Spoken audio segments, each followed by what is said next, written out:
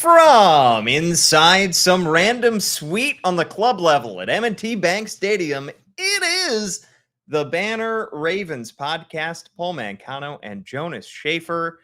And Jonas, I think we got to talk about a new streak for the Ravens preseason. Not a win streak, a loss streak. The Ravens fell today, 16-13 on this Friday evening to the Philadelphia Eagles in the preseason opener. No one was saved. It was ugly. No rain, and yet it was like they were playing through a steady storm. What's your word of the day, Jonas? Well, you wanted me to go with what I sent you, soporific, which is a word I remember. I think it's soporific. Soporific from like middle school or high school, where it was like, those days when you're trying to seem smart in an English essay. So then you put in like sleepy, and then you do find synonym for thesaurus.com. Yeah. And this is a word that stuck with me ever since. But you could just as easily go with sleepy, you could go with drowsy, you could go with boring, you could go with ugly. Any derogatory non-slur that you might have for this game, I think apply. This was ugly. The Ravens had like 1 first down or 0 first downs over the course of like 80 minutes of real time. The defense was good. Mm-hmm. We should say that. I think both teams averaged like 3.5 yards per play. So this was not a game that Todd Monken is going to be sending around to teams next offseason when he's looking for a head coaching job, assuming that things go well for him this year. They're going to look at the full body of work of a 17-game season, hopefully playoffs, and they're going to say, yeah, but show me preseason week 1 with Josh Johnson. Yeah, this was an ugly game, and unfortunately one that got overshadowed, at least for the Ravens' perspective, by a potential injury or a definite injury and a potentially significant injury to one Nate Wiggins. Yeah, we're going to touch on Nate Wiggins' performance today. First time that we've seen him in a game, the Ravens' first-round pick, and we'll talk about the moribund offense that we saw on the field today. This game offensively felt like the Week 18 game that Tyler Huntley started here against the Pittsburgh Steelers, where there was just very little offense, a lot of slog, a lot of bog. It felt like a lot of the prelims that I've been watching in the Olympics. Like, yeah. This was like the 5,000 meters in the track and field. Like, oh, really? They're going to go around for another lap? And you still got 12 more laps to go? Just taking to the freaking bell lap. Yeah. This was not fun. This was all the worst parts of track and field, of saber, of the type of wrestling where it's just two guys just kind of humping each other, trying to score a point. I do love also in the Olympics, not to get too off on tangent, but there's almost, it's numbers, so it's infinite. You could really come up with any number of event. You could go, I want to see 5,000, 6,000, it's 5,500, 65, just keep going. I can't wait until the Olympics are back in LA, and so we can get all the actual conversions into the imperial system. Yeah, it's not the 5,000 meters; it's the 1,500 yards. Or exactly. I have no idea what the conversions are. Yeah. All right. Back on topic here, Jonas. Let's talk about Nate Wiggins, because he made his first appearance in a game for the Ravens, and it started out terrifically. For some reason, Kenny Pickett, boy, do I miss seeing Kenny Pickett in the AFC North. You're going to miss those puns. Yeah, picked off. Yeah, although he didn't throw any interceptions today. He, for some reason, decided to target the Ravens' first-round rookie cornerback, who is probably the best, cornerback to start this game for the Ravens. On the first drive several times, and Nate Wiggins was up to the task. He was kind of on an island. Now he was up against, like 6th round rookie Johnny Wilson for some of it. A lot of guys that I hadn't really heard of before. However, he was outstanding in coverage. The only trouble he had was when down by the goal line, when he lost Will Shipley, who was coming out of the backfield who came out and basically little out route into the corner of the end zone, scored a touchdown. But at least Nate Wiggins censored himself, because you caught himself saying crap. I think I'm not a great lip reader, but yeah. just going through the options in my mind, there aren't a lot of other words that I could think of that when your mouth goes like, yeah, that it could be. However, he was great. Other than that, he was great. The shame of it was that the merit against him in the pre-draft process was, is this guy going to come up and be physical in the flats? Is he going to stick his nose in there? And he stuck his nose in there, and that last stick in your nose play out there was unfortunately the last of the game. And, it was reported as a shoulder injury.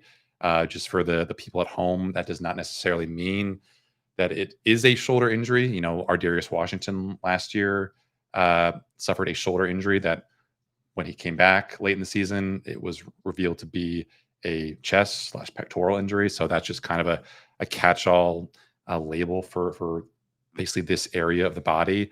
And, I don't want to leap to conclusions because, as John Harbaugh told us post-game, he's going to be going in for more testing tomorrow. But that play did remind me in a bad way of the Marlon Humphrey season-ending pec injury against the Steelers a few years back. It was just a totally innocuous looking, play where he goes in for a tackle and, something just pops. It's as simple as that. I mean, I remember asking Marlon about it a year later. He was like, yeah, I don't really know what happened. It just kind of happened.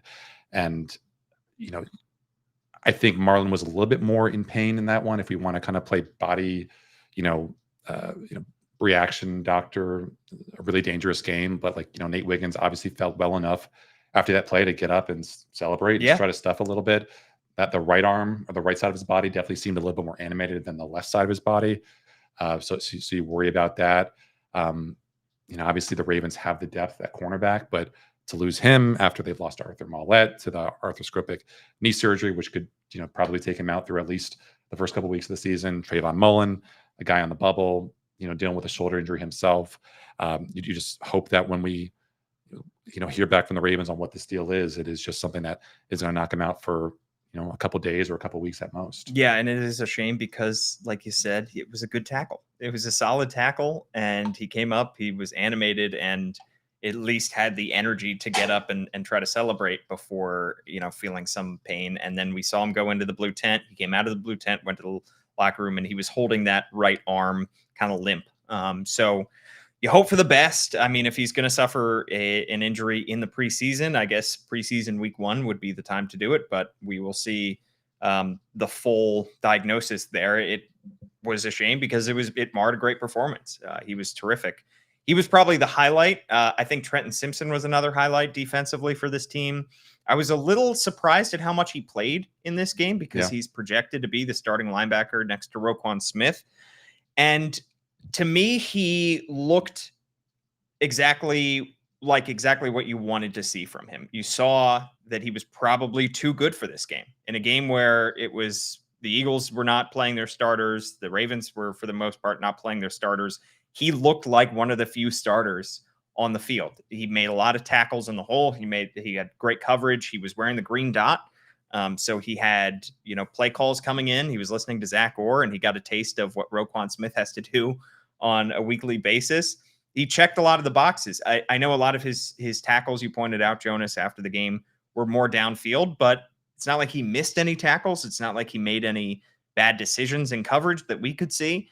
He looked like a player who was probably a little bit too good to be out there with backups. Yeah, he, according to True Media, played 60 snaps, second most on the Ravens, and that's without playing, I think, at all in that fourth quarter. The only guy who outsnapped him was Joe Evans, the undrafted rookie outside linebacker from Iowa. And of course, that is a factor of the Ravens having no depth at outside linebacker right now. So what else are you going to do? But I mean, the green dot is, I think, a good way of him just, getting a responsibility that will hopefully open his eyes to the broader picture of what Roquan Smith has to do and how communication is important. And, listen, every time we talk to Trenton Simpson, he's just, full of energy, all rainbows and smiles, and no different today. John Harbaugh, I guess, told you guys before I got there that he didn't think that Trenton would say he had a particularly good game. And Trenton told us that he felt like he maybe got a little too antsy on some of those run fits.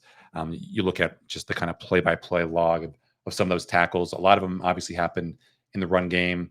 The first few were like after 7 yards, after 4 yards, after 7 yards, after 4 yards. It wasn't really until maybe the second or third quarter where that point of contact started coming closer to the line of scrimmage. You don't want to put that all on Trenton Simpson. You want to say that's the Ravens playing with light boxes, or them just not really rolling out their best interior defensive lineman. I think only Broderick Washington played more than 20 snaps up front. The next closest was Travis Jones, who played like 15 or 16. So obviously the Ravens were kind of throwing out second, third string guys against an Eagles line that has one of the best teachers in the game. Did they play their starters for long up front? Not very long. I mean, Tyler Steen was one of their guards who started a good amount, but other than that, I don't think so. Yeah. So I think that is the Ravens' MO, just to be solid in the back end by maybe giving up a little bit in the front end with some of those light boxes. And, unfortunately for Trent Simpson, that probably meant that he was, making contact a little bit later than he normally would. But I think for him to play as much as he did, to play as often as he did, and come up with a game high 11 tackles, I'm curious to see what his kind of PFF grade is going to be tomorrow. Yeah. I want to touch on a couple more defensive players, but let's go back to the offense and talk about the three quarterbacks actually that we saw in this game. We have to? Yes. We saw two quarterbacks for the vast majority of this game. We saw Josh Johnson start this game and play the first half. And then we saw Devin Leary in the second half. And then at the very end, Jonas got a little small taste of Emory Jones. And I don't know if anybody has ever done less with less than Emory Jones getting one snap at the very end of the game. He's a maximalist minimalist. Yes.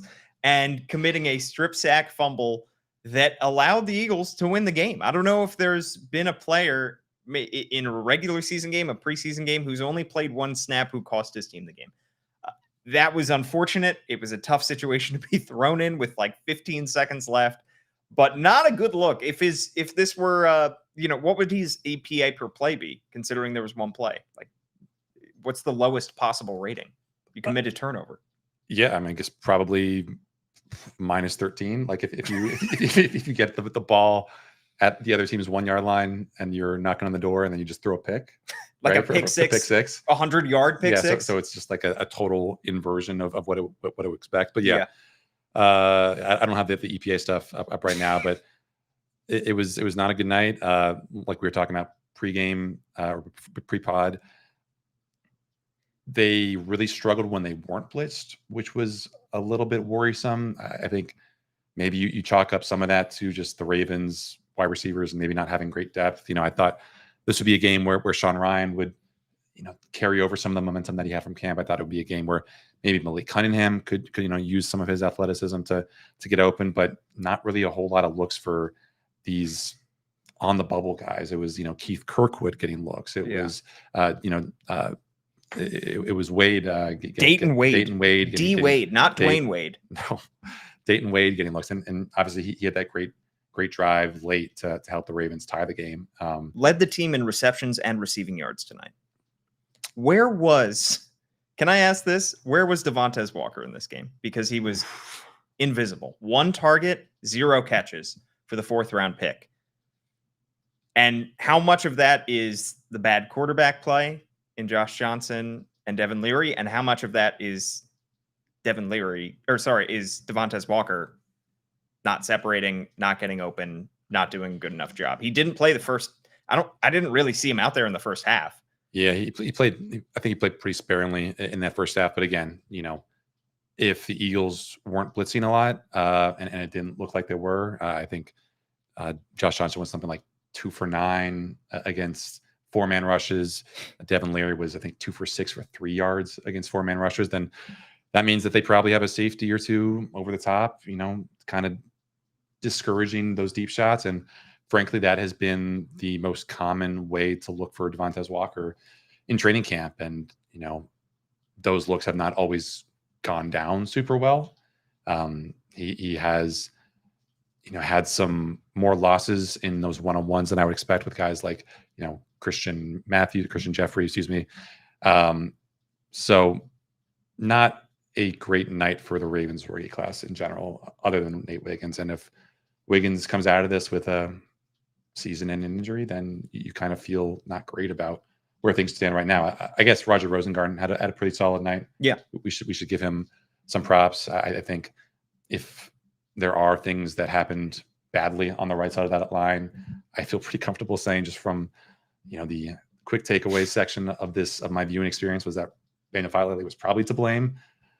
But we're a month away. That's a good or a bad thing. The starting offensive line group that we saw out there was Josh Jones at left tackle, Andrew Voorhees at left guard, Ben Cleveland at center, Daniel Falele at right guard, Patrick McCary at right tackle. In the second grouping, we saw Jones at left tackle, Voorhees at left guard, Dalcourt at center, Falele at right guard, and then Rosengarten at right tackle.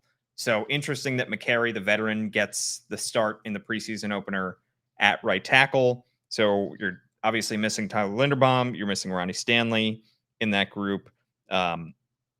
What did you make of the groupings overall? And was Daniel Falele's performance especially concerning, given that this guy right now, if the season started tomorrow, would probably start at right guard for this team?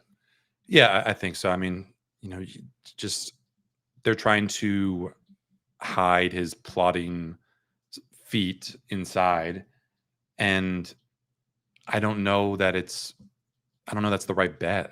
Just looking at some of those early reps where he gets kind of okey doke by one of the Eagles, pretty talented interior defensive lineman. I don't know if it was one of the recent first round draft picks who did it, but he just kind of gets put on skates with a move, and Jalen Carter did it, I think, start this game for the Eagles. So he's fortunate that Ben Cleveland is there to clean up the mess and impede the path to the quarterback. The false start is not great, considering just how much of an emphasis that has been in all the instruction from Ravens coaches. There was a play where the Eagles had a pass rush game where the three tech or whoever it was kind of takes on Falele and is angling toward Roger Rosengarten, and Falele hangs with him like he should, but he hangs with him for maybe a step or two longer than he should have, because by the time that the guy has basically run his route, the looper is there and taking the easy route to the quarterback, and that was a pretty easy pressure for the Eagles to manufacture. So it's tough to feel super optimistic. Again, I don't have the all 22 tape to look at. I had my head down on my laptop for big chunks of this game, and I don't know what the plan is for the Ravens, but I did not feel great, and it seems like a lot of people on Twitter who were watching the game from the broadcast view did not feel great about what he did for the half or so that he was in for. He was asked it a couple times to pull and to come back and block on the left side, and I think that's really also when you saw his slow plodding feet. It feels like things just have to kind of line up for him perfectly. Like the guy has to be perfectly right in front of him for him to be able to make some blocks. And when the guy is in front of him, when he is able to, Falele is able to get his hands on the guy, he does pretty well because of his size and his strength. But it's just, is he going to be able to block up the middle, especially? And is he going to be able to move guys and make holes for Derrick Henry? I don't feel great about it. I don't know if Eric DaCosta is pressing the panic button after this game and suddenly searching the guard market more feverishly than he would have before this game. But right now, Ben Cleveland was starting at center, and Cleveland has kind of been on the outside looking in of that guard competition. So they got time to figure this out, but I think they have to figure something out. Or Daniel Falele has to take some leaps over the next 3 weeks. To circle back to the question of just how much some of these guys played on offense, just looking at True Media. So this is offensive snaps. Rasheen Ali, 26 snaps. Maybe we can just kind of go down some of our thoughts on these guys. Yeah. Didn't really think he had too great a night. Obviously, that 10 carries for 26 yards. And he had the drop, I think, in the flat in the second half. He had the near fumble.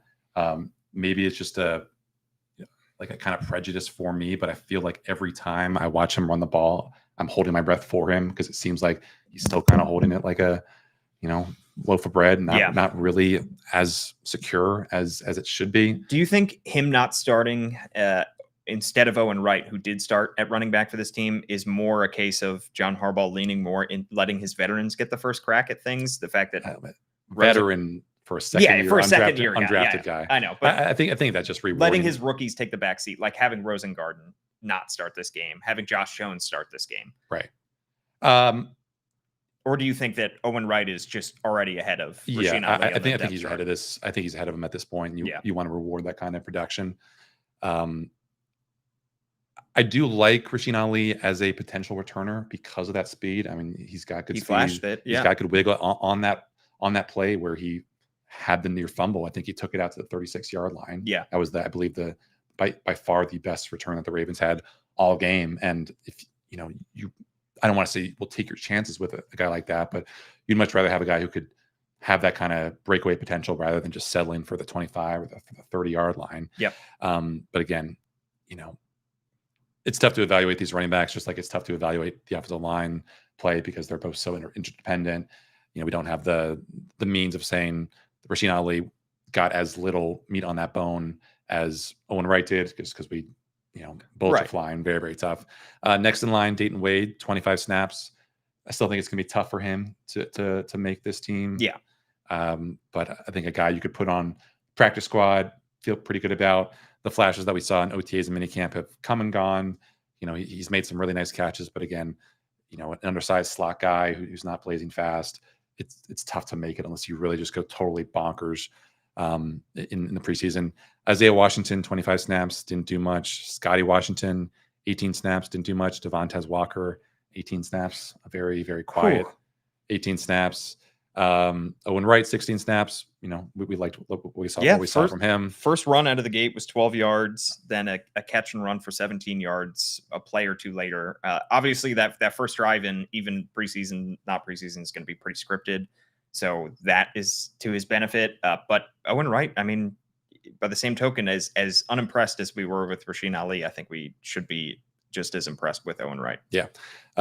Keith Kirkwood, 14 snaps, and then Tylan Wallace, 14 snaps. I was hoping to see more snaps for Tylan Wallace because I think he had a very nice preseason last year. If you remember, that was a well-timed breakout for him as we were all kind of wondering whether he was going to save his job. And I think he went out there and had at least one touchdown in the preseason. And he had a nice catch tonight. And I thought he would have been a little bit more involved, but maybe the Ravens kind of know what they have in him and they just want to see more from the Sean Ryans and the Kadir Ismails of the world. But yeah, obviously I think not the big takeaway, but the disappointing takeaway from this is just Devontae Walker. What are you right now in this offense? And how about we touched on it a little bit, but Devin Leary, 6 for 10, did not throw an interception, had a 1-yard tush push right back in the Eagles' face, one rushing touchdown up the middle that allowed the Ravens to tie the game late.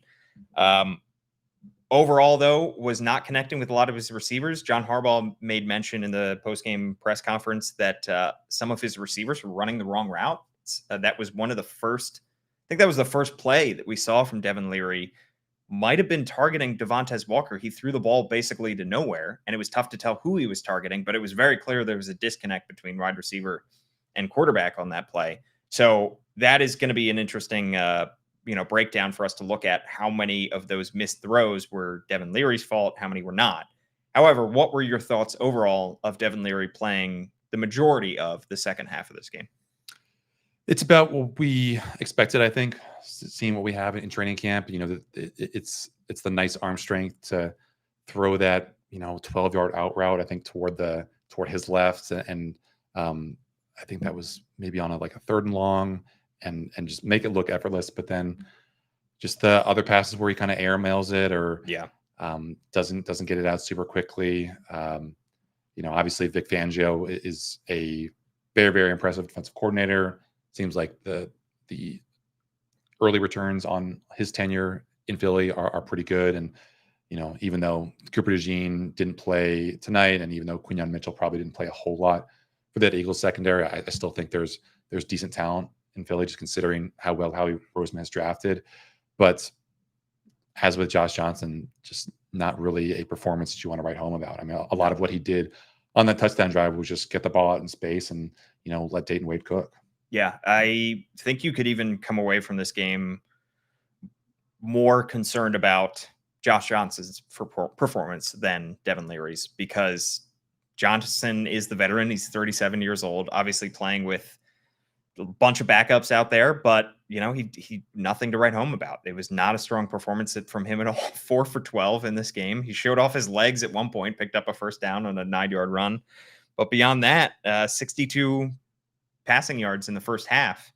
We've talked about backup quarterback being a problem on this team, being a potential weakness. I still am in that camp. I still think that more could have been done. I don't know if more can be done at this point. The market's kind of dried up in that respect, but this is what the Ravens invested in, is a 6th round rookie and a 37-year-old career third stringer. So that's what they have at this point. You got to go forward with what you have. There's hope, at least, that Devin Leary, even though he's going to turn 25 right as the season starts, that he can improve. I don't know if there's hope that Josh Johnson can improve. He'll look better with better talent around him if he's called upon during the season, but he's not going to get better. He is who he is. Yeah, I mean, I guess if you want to play the optimistic side of this, it's that the Ravens should feel pretty good about their chances of keeping Devin Leary if they cut him after at the roster cut down, because there's not a whole lot of there at this point to make a GM across the NFL go and say, I want this guy, considering all the rules that we've talked about, how, you can bring up quarterbacks on the practice squad, right, have them be your emergency third quarterback without penalizing the team when they're 53. I don't know what to say about Josh Johnson. I think I thought he'd kind of found his level this past week with Lamar finally getting all those first string reps. There are obviously still some plays where you kind of shake your head, like Malik Harrison stepping in front of him on a nice pick. He challenges occasionally downfield, throws a nice back shoulder pass. I think he looked for that a couple times today. But what makes Lamar so great and what made Tyler Huntley productive was just that second play ability. And Josh Johnson, despite that one scramble, doesn't really have it. Yep. Devin Leary, maybe a little bit more athletic than we give him credit for, but again, you look at his rushing stats at NC State and Kentucky, wasn't a whole lot there to get you excited about. So it was surprising they went with someone as pro style as him. So, you don't want to overreact to just one game, especially a game as ugly as this. Preseason game, in general. But if this is the start of a trend for Josh Johnson and Devin Leary, and knowing everything that we do about Lamar, and maybe, the questionable, in my view, decision of him to cut weight to 205 pounds because he felt a little bit fat last year, we'll see. You're definitely not playing with fire, but you're playing with some light kindling there. Yeah, August 10th is the date. There's time, but we'll see. All right, a couple more notes on defense.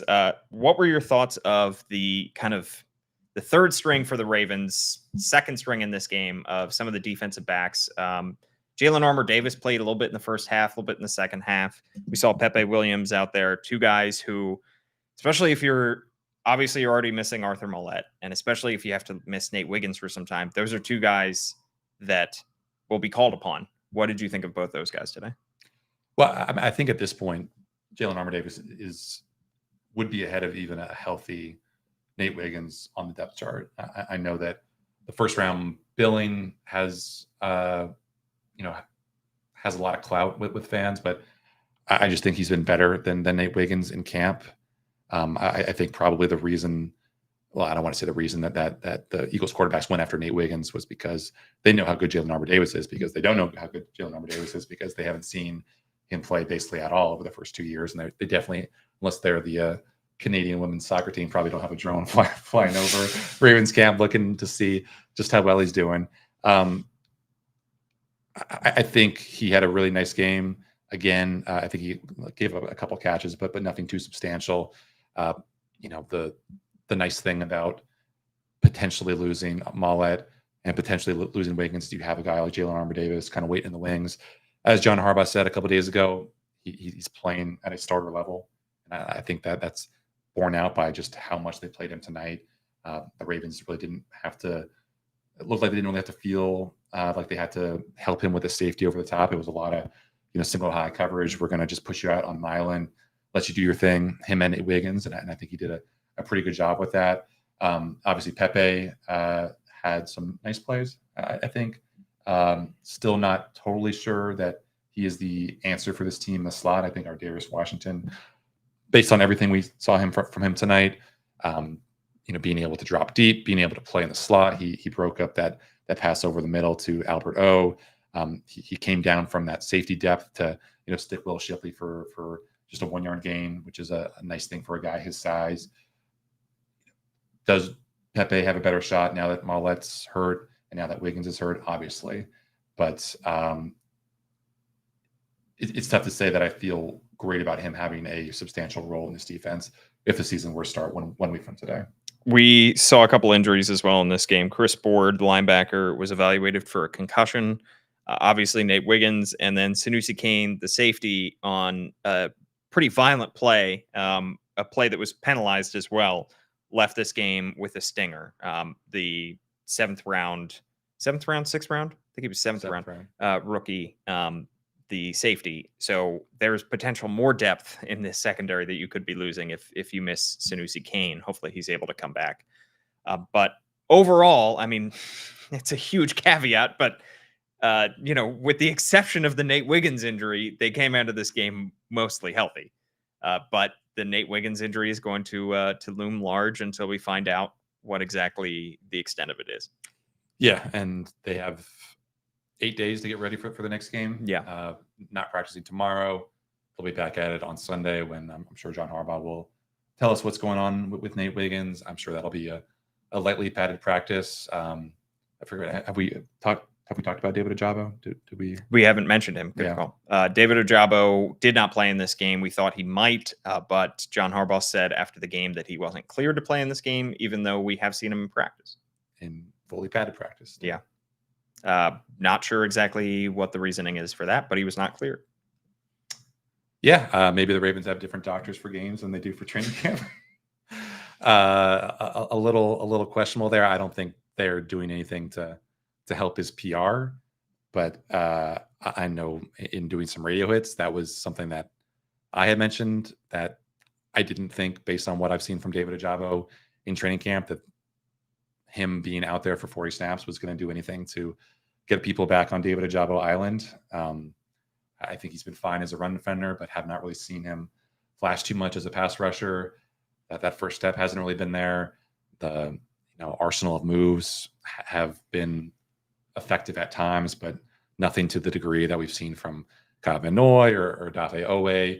I guess we should say, if we're just kind of being equal opportunity haters tonight, that Tavius Robinson didn't really do a whole lot either. He made a couple nice tackles in space. Yeah, and I think when he's able to get out there in the open field, he's a little bit more athletic than we give him credit for, because we just think of him as this power rusher. But I think he was a guy who ran like a 4.7 40 at whatever size he came out of Mississippi State with. But